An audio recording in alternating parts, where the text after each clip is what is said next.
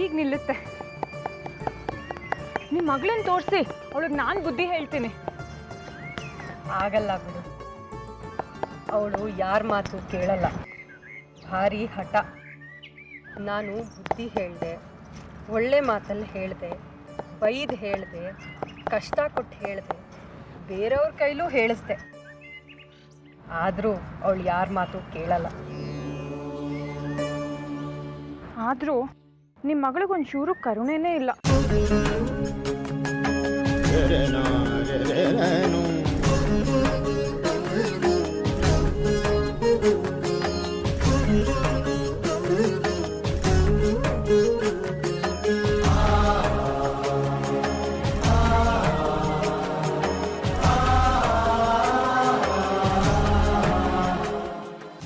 ಮತ್ತೆ ರಕ್ತ ಸುರಿತಿದೆ.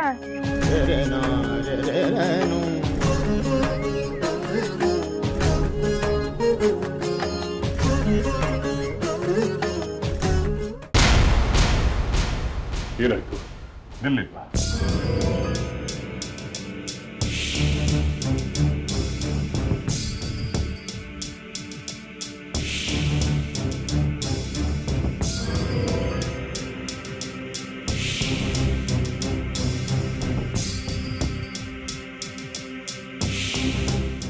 ಏನಾದರೂ ಹೇಳ್ರಿ.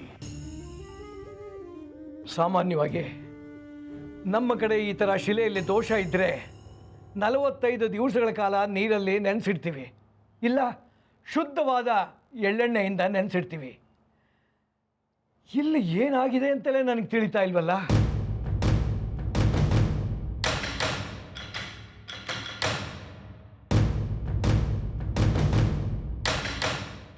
ಎಣ್ಣೆಯಲ್ಲಿ ಅರಿಶಿನ ಕಲಸಿ ಸ್ವಲ್ಪ ಹಚ್ಚಿ ನೋಡಿ.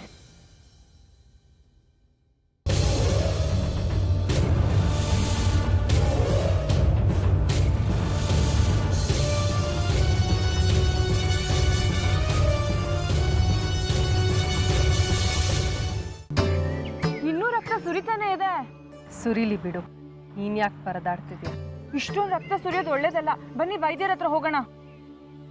ಯಾವ ಔಷಧಿನೂ ಈ ರಕ್ತ ಸುರಿಯೋದನ್ನ ನಿಲ್ಸಕ್ಕಾಗಲ್ಲ, ನನಗೆ ಗೊತ್ತು. ಇಲ್ಲ, ವೈದ್ಯರು ಪಟ್ಟಿ ಕಟ್ಟಿ ರಕ್ತ ಸುರಿಯೋದನ್ನ ನಿಲ್ಲಿಸ್ತಾರೆ. ಬನ್ನಿ ಹೋಗೋಣ.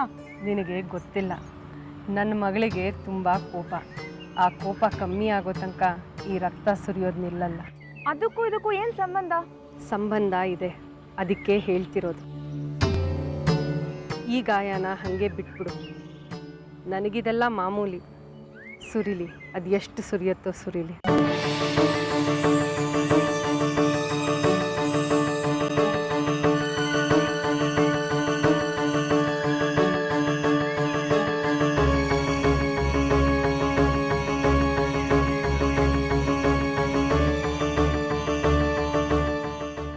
गन्धद्वारान्दरादशामित्यपुष्टां गरीषिणे ईश्वरेकं सर्वभूतानां तामियोपप्मये श्रियम् अहं रुद्रे बिर्वसमिश्चराम्यहमादित्ये ऋतविश्वदेवैः अहं मित्रावरुणो वा अहमिन्द्राग्ने अहमश्विनो वा अहं सोममा अनसं बिभर्म्यहं दष्टारदपोषणं भगम्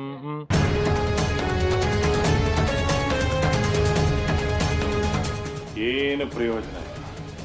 ರಕ್ತ ಜಿನುಗ್ತಾನೆ ಇದೆ.